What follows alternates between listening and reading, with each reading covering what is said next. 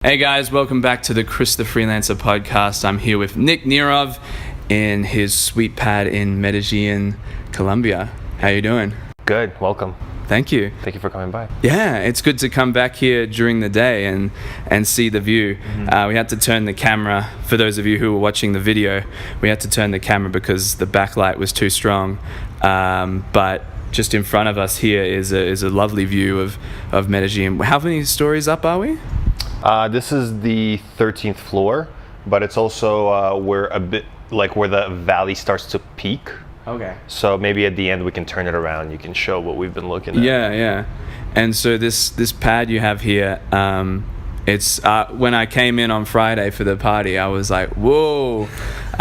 So yeah, there's 5 of you guys staying here, and yeah, tell us a little bit about how that all came about. Yeah, this was actually a really interesting story how this whole thing transpired. So I think at the time it was me and Ryan and my buddy Max, and we were all in Zagreb, Croatia. And at that point, I think it was about May, June, around that portion, of the year. And I think we were just like, okay, we know we're gonna go to Medellin. We know we're gonna be here by August. So let's start looking online. So we started looking online. It's like, at first it started, let's get like a really cool 3-person pad. It's like, whoa, but there's this really cool 4-person pad. Yeah. And then there's this amazing 5-bedroom penthouse. And we're like, okay, well, we need 2 more people. So one of our friends, Matt, who has lived here for the past year, he was on board immediately. And then we needed 1 more person. And then when we ended up in Budapest that summer, I think around June, when you were there, I think at the same time as we were, didn't get to meet, unfortunately.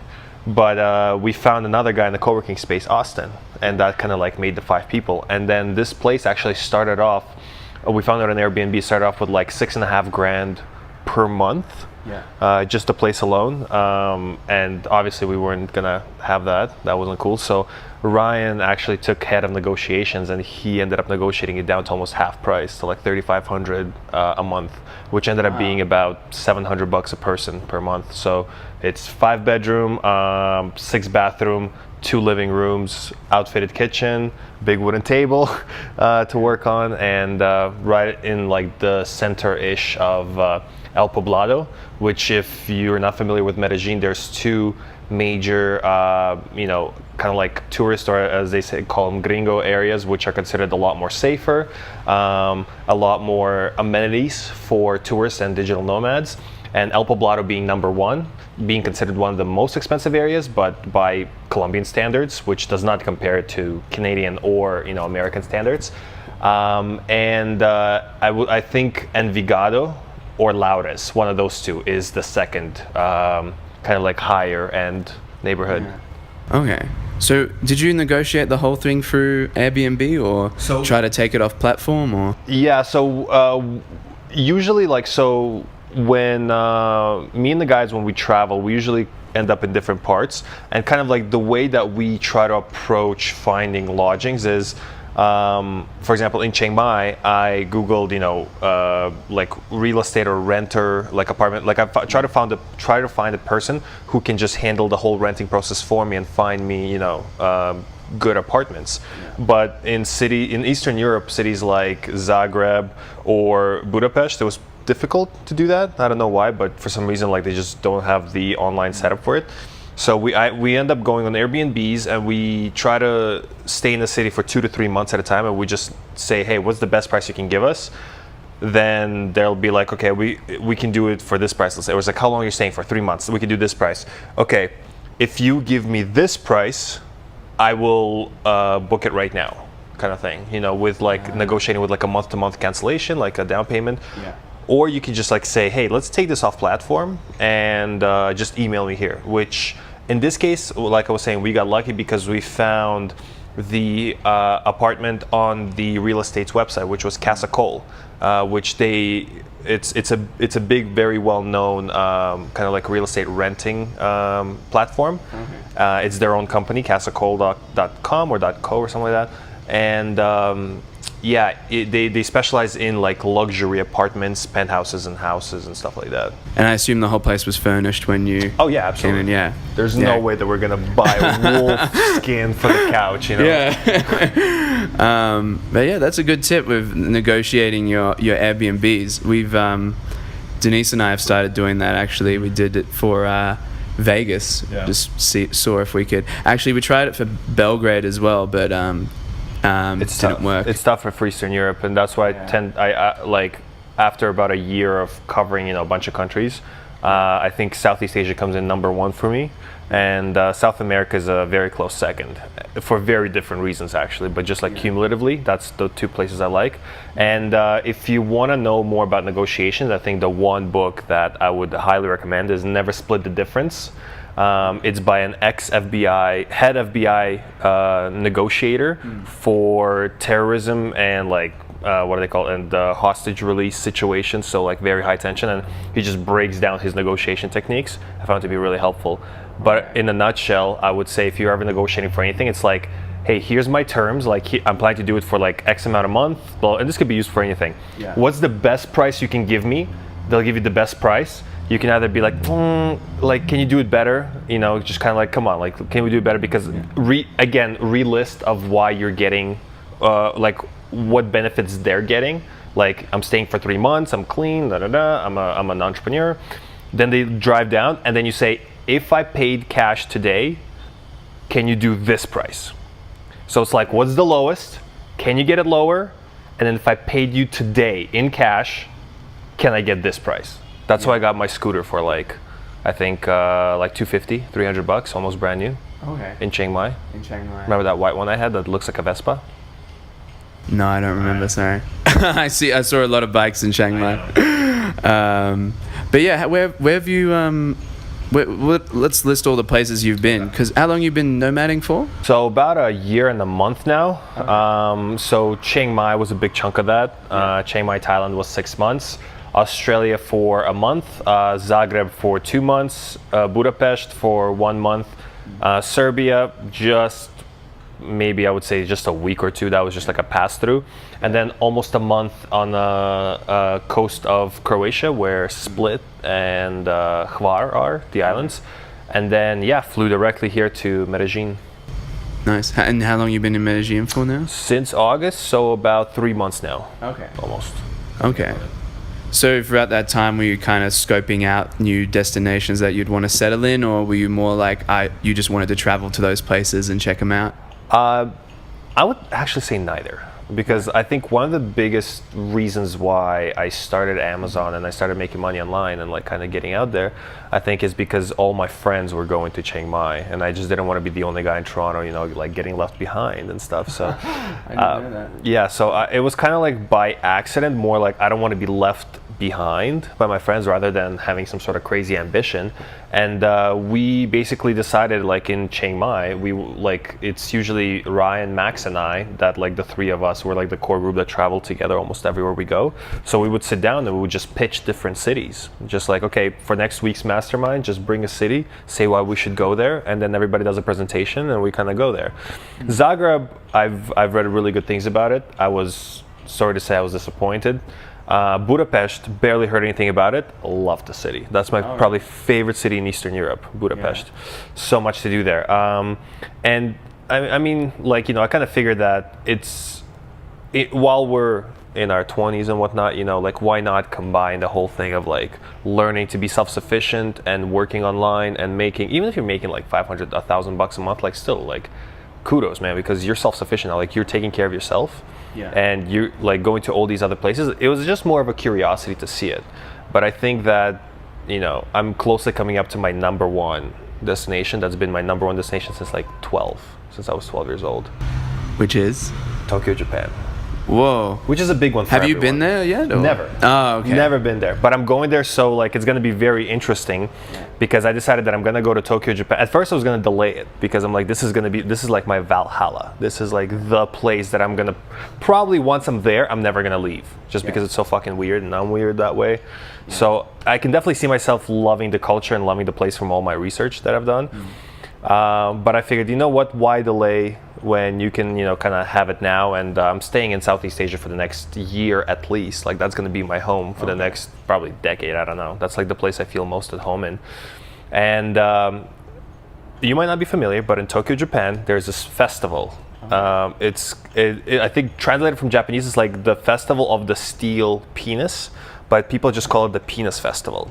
It happens on the first week of April every single year, and is basically like a celebration of fertility and some sort of like, there's a whole backstory to it, like somebody got their penis cut off and blah blah blah. But I'm not sure. But basically, the whole point of the holiday is it's in Kawasaki, and it's about an hour, 2 hours outside of Tokyo. And basically, people dress up in like penis costumes. Like if you Google Penis Festival Japan, you'll see all of it.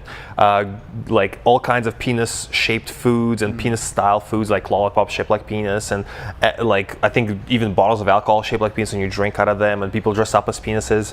So 2018, it falls on in the first week of April. It falls on my birthday. So I want to be there for my.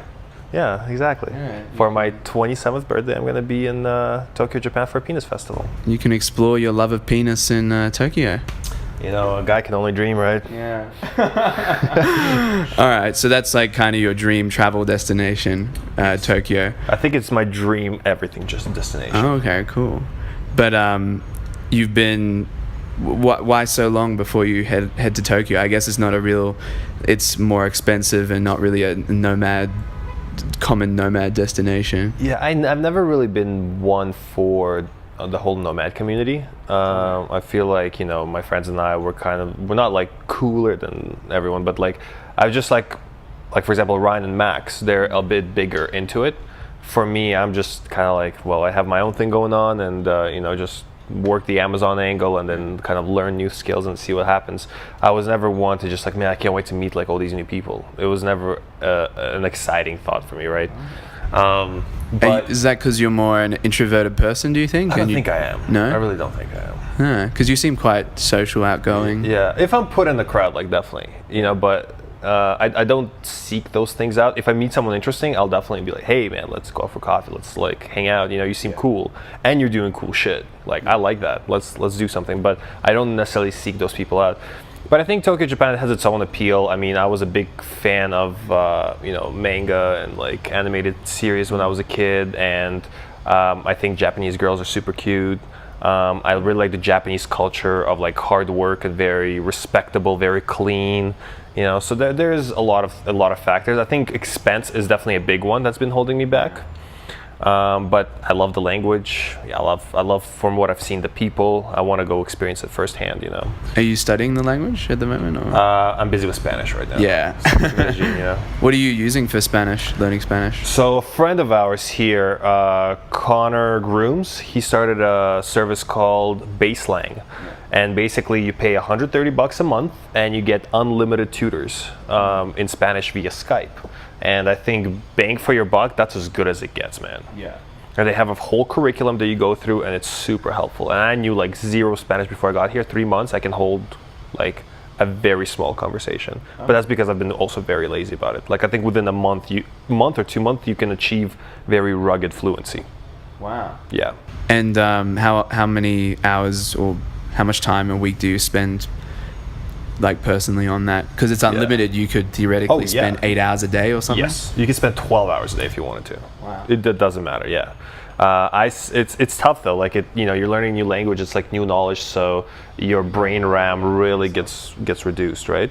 Yeah. So when I first got here, I was doing 2 hours a day. Then I started to switch to 1 hour a day, and then I became a lazy shit and started doing like 1 hour or like 5 hours, 4 hours every week in total. Okay.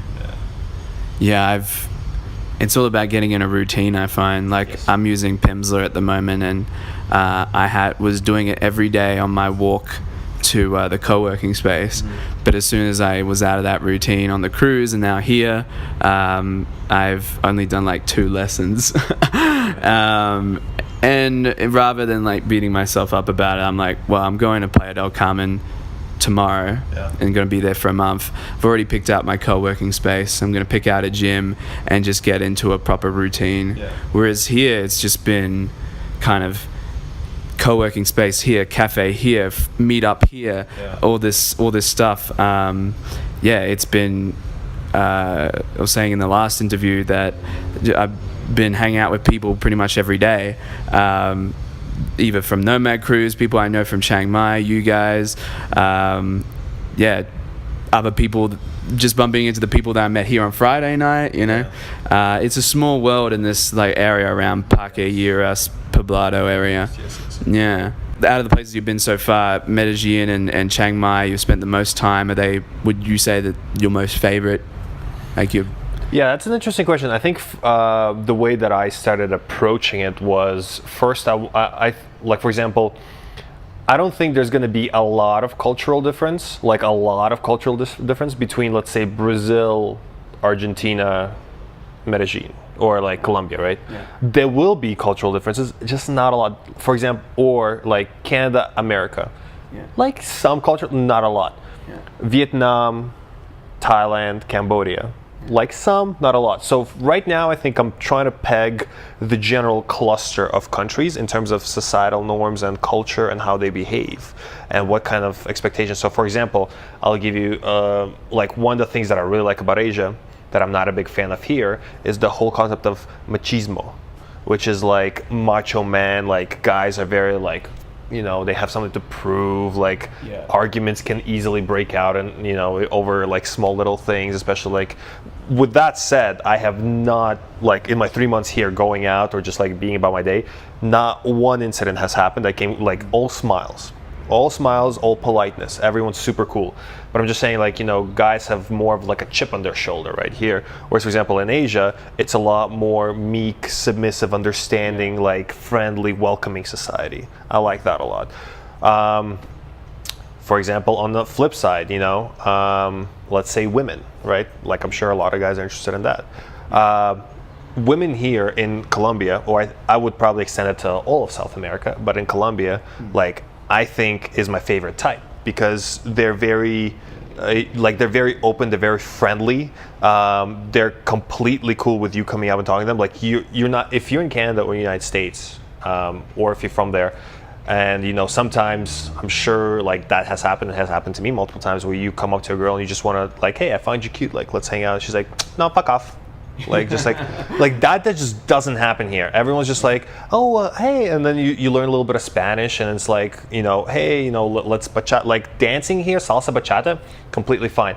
So this culture is a lot more acceptable in terms of like their sexuality and being open to foreigners and just having fun when you go out. It's like a very family oriented, very, I don't know how to describe, like a warmer place. Yeah. Whereas in, let's say, Asia, specifically Chiang Mai, where we were, girls tend to be a lot more shy, or they're a lot more closed off. They're like, oh my God, they're almost like scared of you, which is like, come on, seriously? Yeah. Like, yeah, I have a friend, David Bond, who's known as like one of the most hated men in Thailand because he has his YouTube channel and his brand is about basically picking up girls in Asia. Yeah. And he has like a whole product on like meeting women in Thailand. And I think the premise of that is like if you take the same approach. He actually has it in different countries in Asia as well. I think South Korea and Japan as well.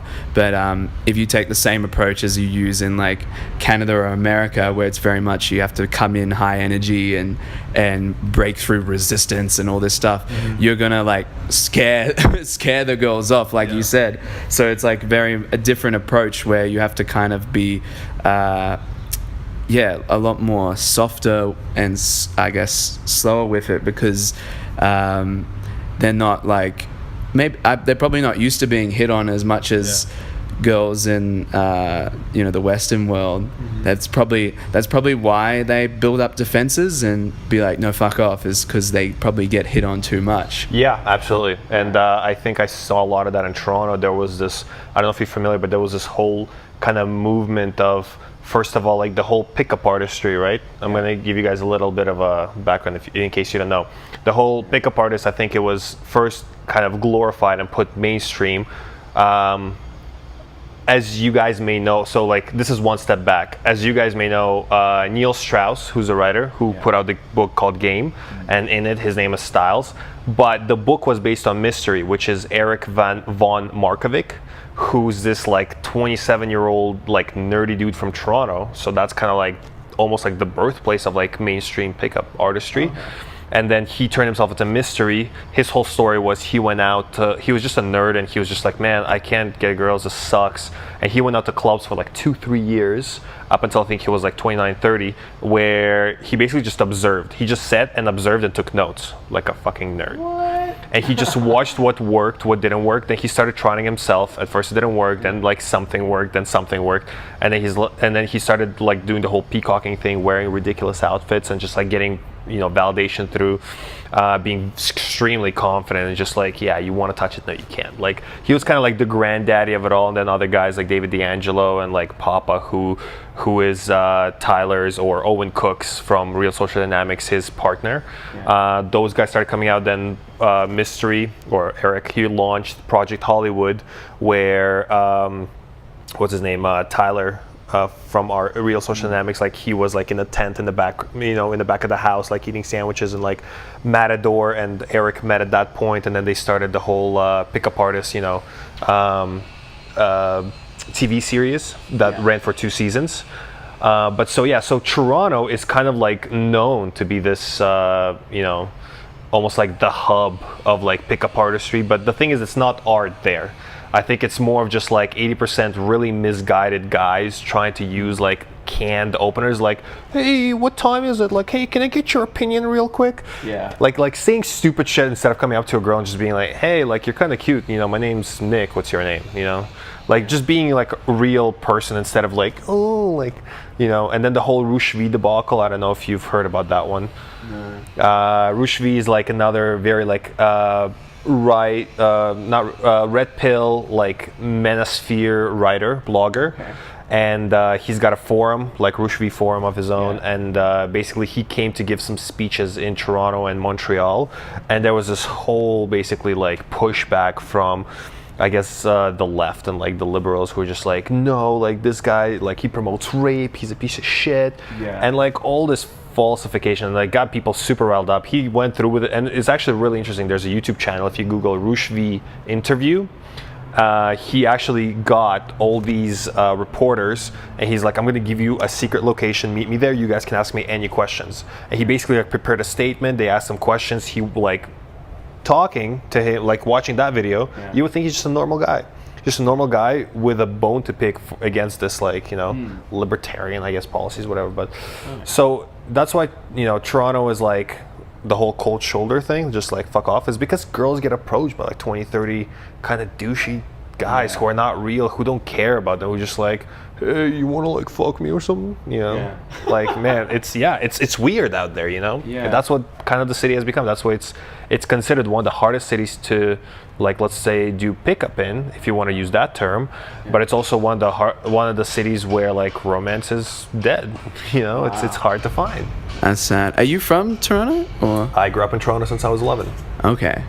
So is obviously you're not in Toronto now. Is that is it a place you like going back to, or?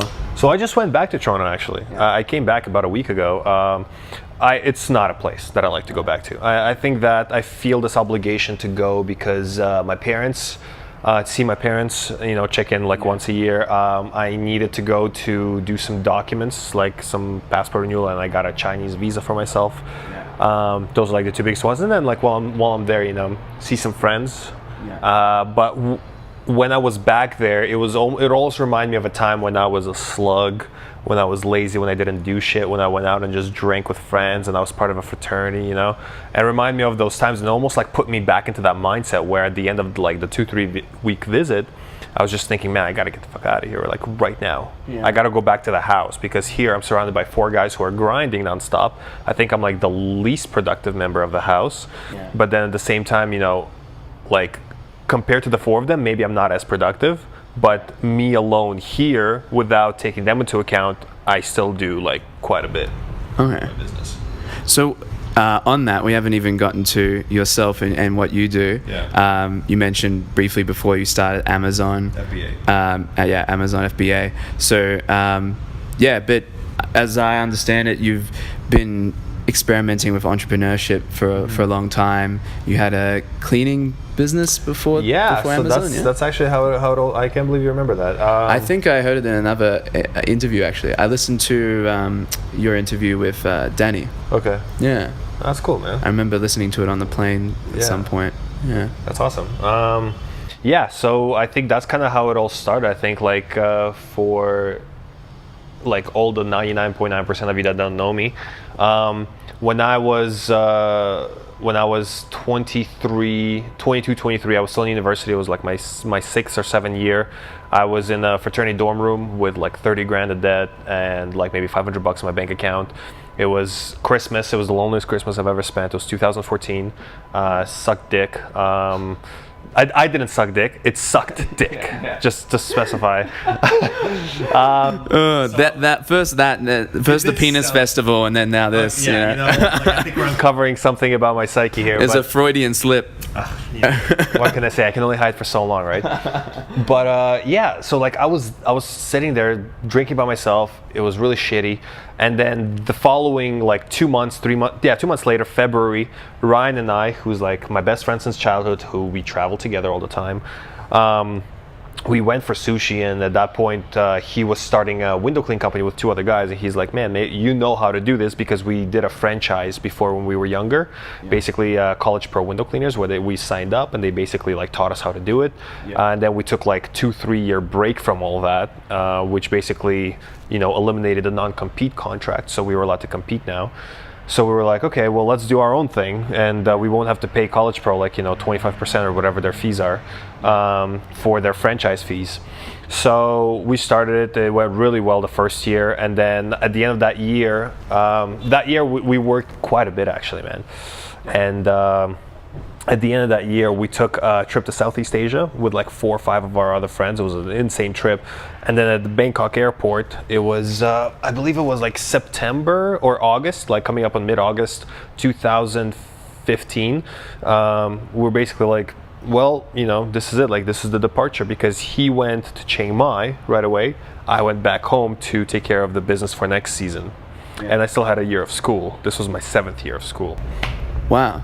Yeah. And when you say school, you mean university? Yeah. Is that because you were chopping and changing, or I changed a lot of majors. Honestly, the last 2 years, I did not show up to class. I showed up to midterms, finals, and then even at the end of it, I didn't even show up to finals. Yeah. What did you study? What you mean? What kind of courses? Or majors? Yeah. History, psychology, accounting, finance, and I think anthropology, and then I finished with marketing.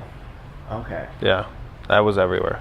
I didn't know what I wanted, man. Yeah. And I was like, this is a pretty sweet deal. I like university. This is pretty cool. I get to hang out with my friends. I just got to go to class. And that's where the debt accumulation started. Yeah. And I'm sure people from the United States listening to this, and it's 7 years, 30 grand. Are you fucking kidding me? That's probably what they pay for a semester. But yeah, we got in Ontario, in Canada, we have subsidies, university subsidies, where they give you OSAP. And I'm sure in Australia, education is pretty expensive too, no? Yeah, I think it's similar to Canada. So it's subsidized, but then the other part is what's called a HECS debt, HECS. And basically you pay it back as a tax once you start earning a certain amount. Yeah. But yeah, theoretically you could just continue studying, never earning, and then you never pay it back. But you also can't, I think you can't is the term, emigrate out of Australia to avoid it, I think.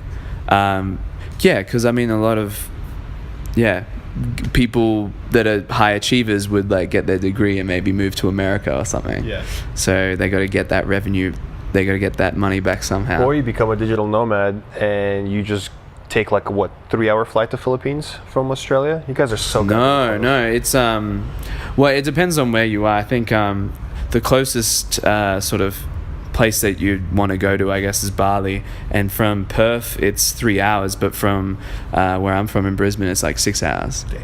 Yeah, so That'd be quite a flight. yeah, that was interesting when we went to Europe and we're like, wow, everything is so close together. And I was just amazed at open borders and all this stuff. Like with the EU, you get off the plane in like a completely different country and there's no like immigration. Yeah, because Australia is like isolated and the border's controlled. I have to line up even when we have to line up for maybe half an hour, even though we're Australian, you know. When we go in and out of there. But that's a tangent. You were talking about the college years and then and so I came back. Ryan went to Chiang Mai, and for the next year we were basically apart. I gotta say that, you know, like from Ryan's words, you know, we would have calls sometimes and he'd be like, hey man, how's like the window cleaning going? Like, have you started your own online thing? I'm like, yeah, I think this Amazon FBA thing looks pretty cool. Like, I think I'm gonna try that. I've done my research, I found some products, but like, I'll call you later. I'm at a party right now, because like fraternity parties, they never stop. Okay. So he was like, yeah man, there was like a while when I was concerned for you, because, you know, every time I call, you're like drinking or about to be drinking or like coming off of a hangover, right? Yeah. So it was still like a struggle that year, and that's why, you know, go back to Toronto now, it kind of just brings back all those memories of just like meandering and unfocusedness, right? Yeah. Whereas when I'm on the road, it's like, you know, almost like these new environments give me like a fresh start to like revisit my morning routine, like revisit my visualization, like, you know, replan, restructure everything. Yeah. And that's why I like every 3 to 6 months just going away, you know, moving somewhere. There's other tools, of course, but, you know, we'll leave it off. Yeah. Is your business like, is that the main thing that, the main priority, the main thing that motivates you? Because a lot of people get into, I guess, the Amazon game or passive income for this dream of not having to work. Yeah. But it seems that you do appreciate the business and want to do better at it.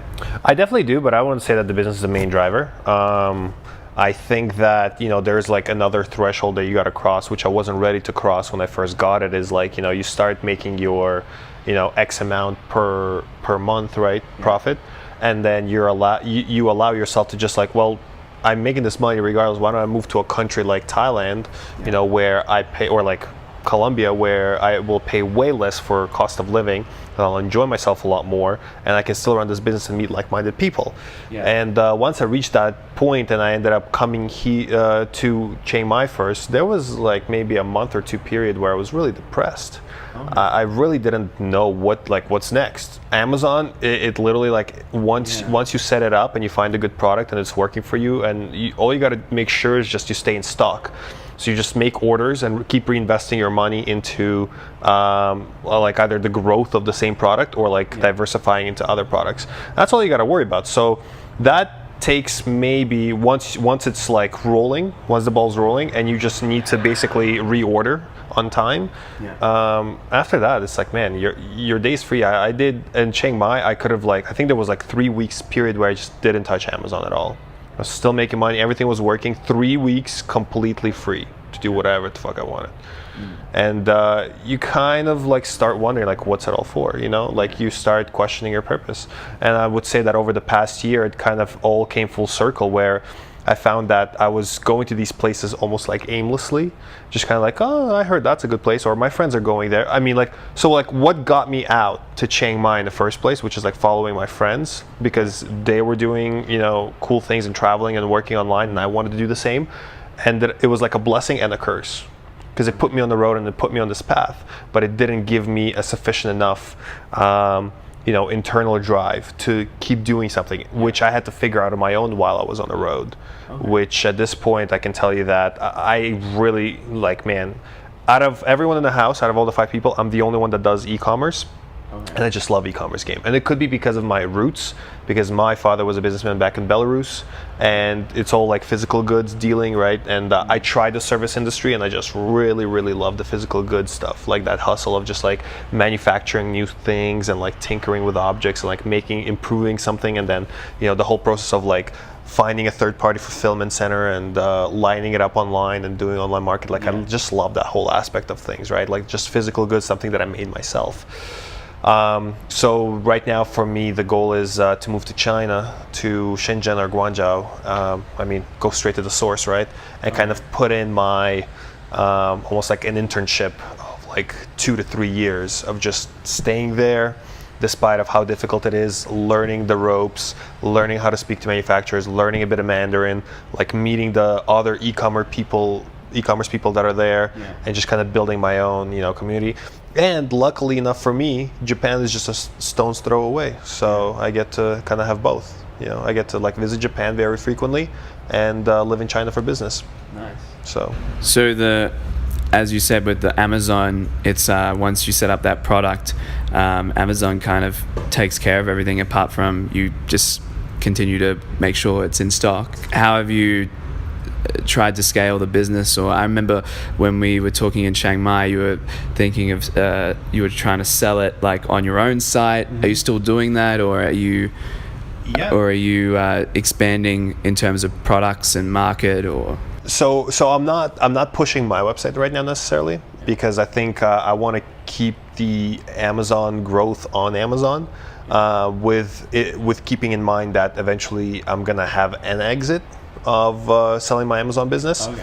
So right now I'm looking at it from a lens of, if I was a potential buyer, how pretty do I want this boat to be on this whole Amazon, Nick's Amazon store, right?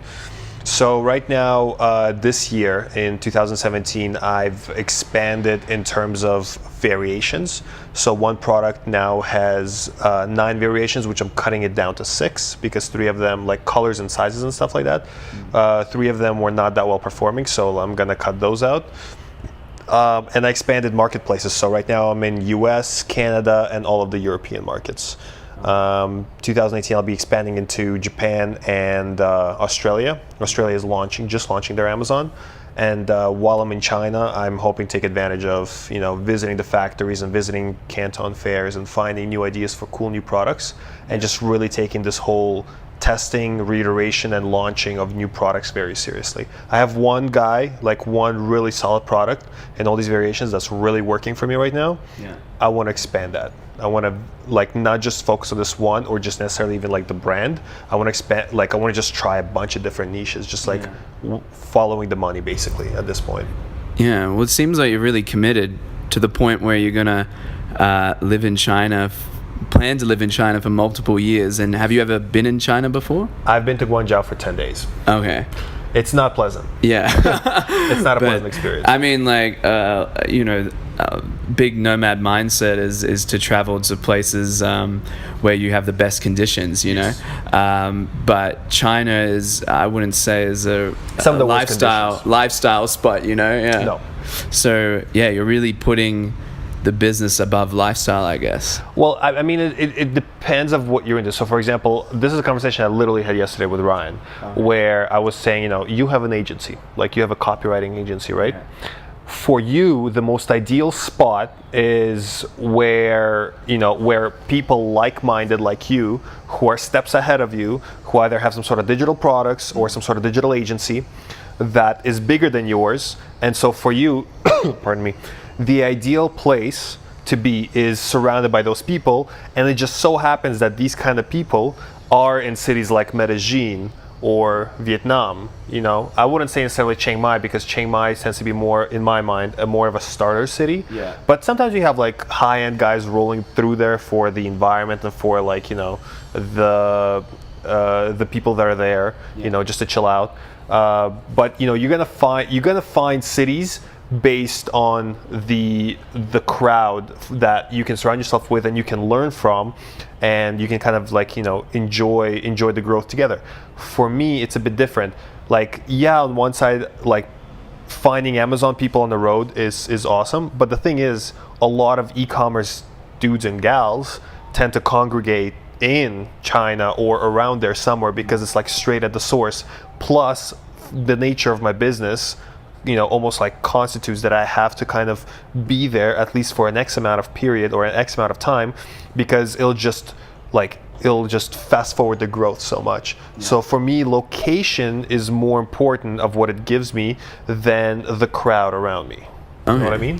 What sort of opportunities do you think it would open up to actually be in China rather than source through, I assume most people are sourcing through Alibaba or AliExpress or whatever.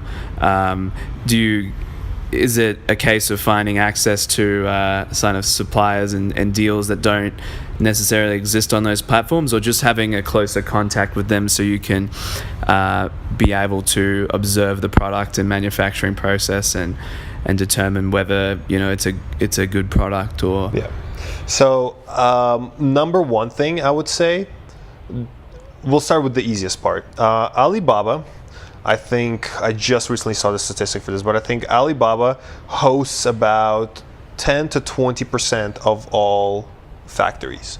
That means that 80% of the factories, a big majority, are unlisted. They're not even there. So how are you supposed to find them?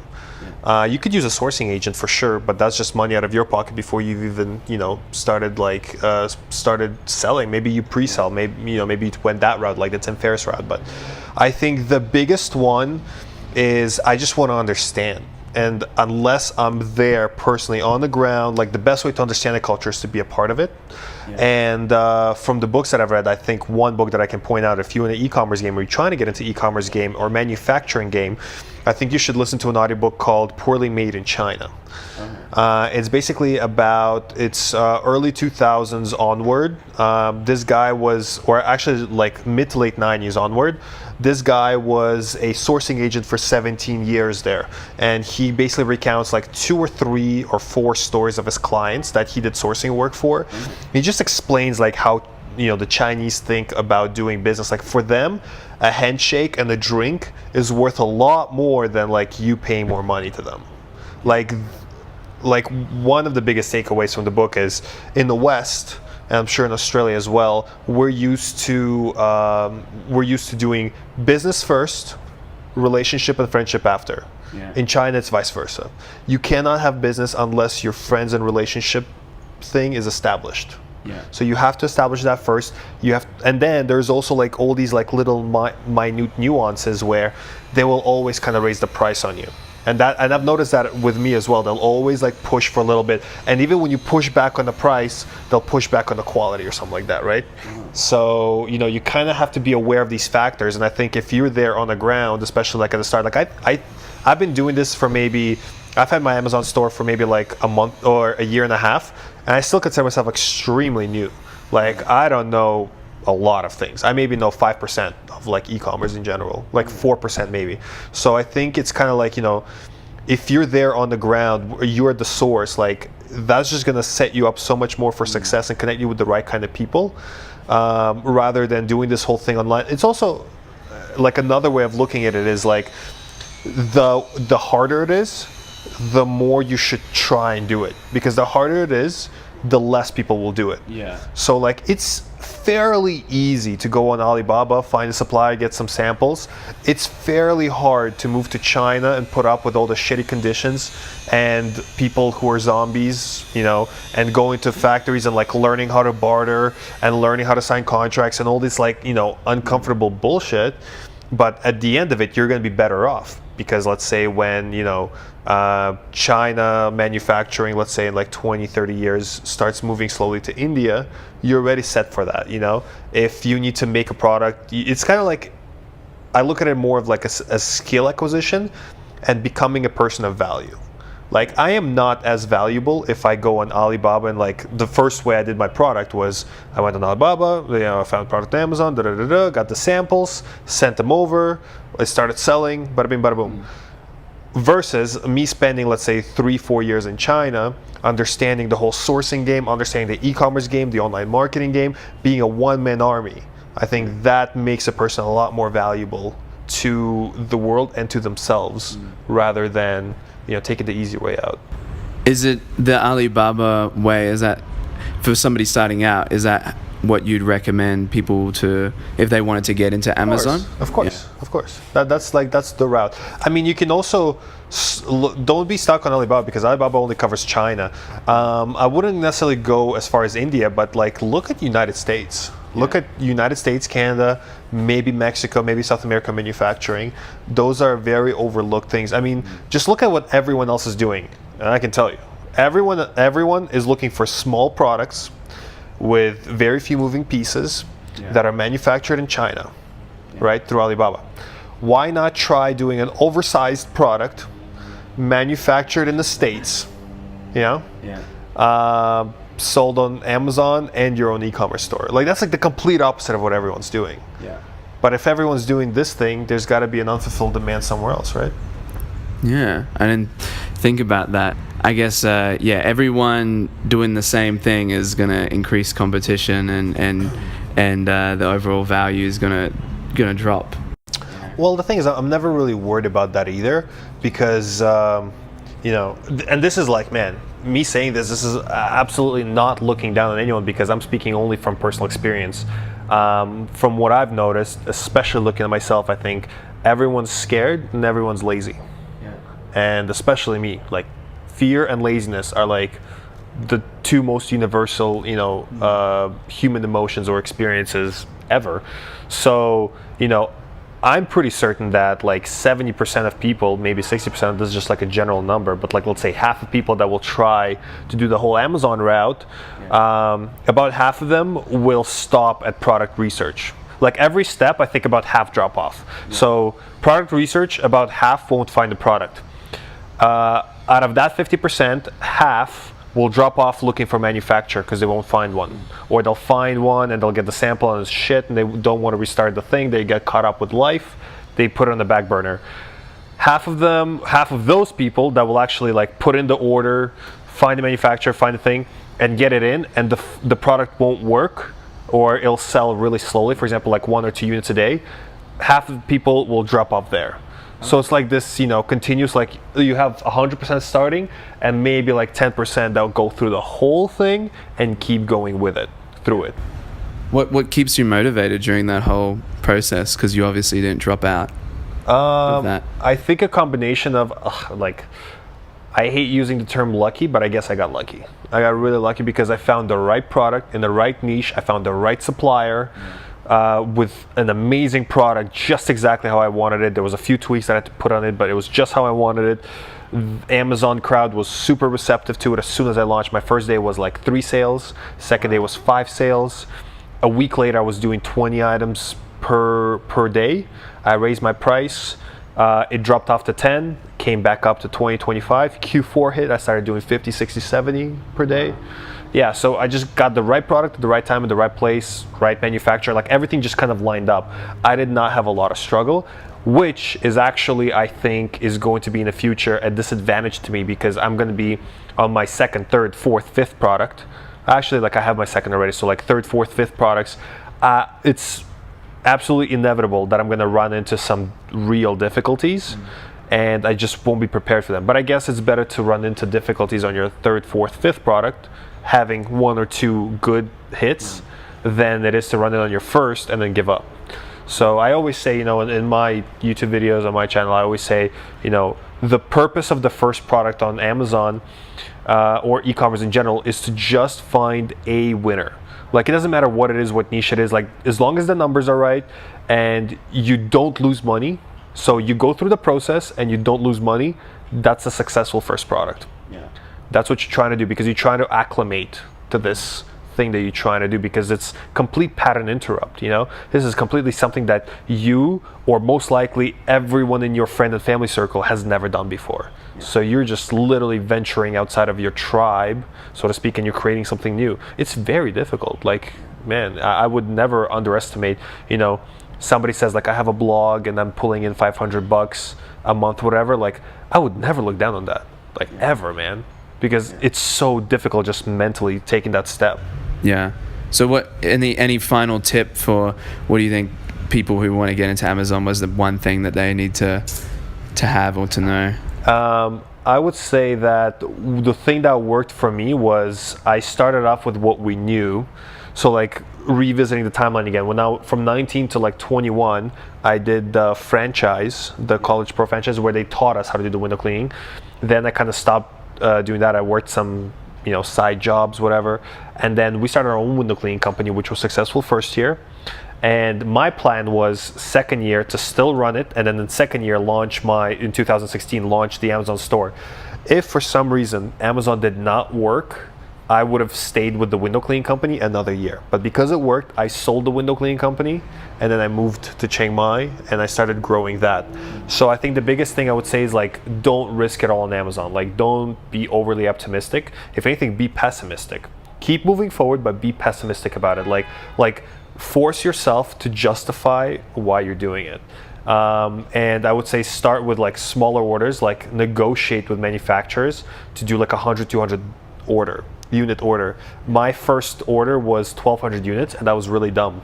I put in 8,000 USD, which was about 12,000 Canadian, my first order. That was all the money I had in the bank account. If it didn't work, I would have been done. Like, it would have been over. Yeah. So I would say, you know, do that. And there are alternatives. I mean, figure out what you're really trying to do. And, you know, if it's like $1,000 or $2,000 a month, like, there are alternatives to Amazon. I think Amazon is a more time and money consuming game, but it's a lot more automated, and it's like very beautifully made. So if you're just looking to start off, I would say, you know, there are easier ways to do it, but e-commerce, like, man, that's me through and through. So like, I'm really glad I went down that path. And I would highly recommend, if you are at a level where you're making like $1,000 or $2,000 already online, go out to Chiang Mai, because I think it's the #1 right now digital nomad city, and it's a perfect starter city. You're gonna get out of your own head and out of your own environment, and you're gonna meet a lot of cool people there. But I'm sure like you probably riff on that more than I do. So yeah, I think I've talked enough on this podcast about Chiang Mai, how great it is. Thanks so much for coming on the podcast. I think that'll be a good point to wrap up, especially now that the camera's died. So sorry everyone watching on YouTube. There's probably just going to be a black screen right now. Is there you have the YouTube channel, is there anywhere where you want to direct people to check out? If you're interested in Amazon, you want like some real technical tips, I would say YouTube, Nick Nerov. I've been a bit out of the YouTube game, which I am planning to return to, but basically I covered a lot of Amazon material there, and especially like step-by-step and analysis. So not as much philosophical or like high-level stuff, more like step-by-step of how I did things and showing you how to do that. Other than that, yeah, I would say that's like the #1 place to go to. So good luck. Yeah. Excellent. All right. Thanks, guys, for listening. I'll see you guys on the next podcast. Later. Hey, guys. Thanks for listening. For show notes, head to christhefreelancer.com/podcast. Be sure to hit subscribe, and I'll see you on the next episode.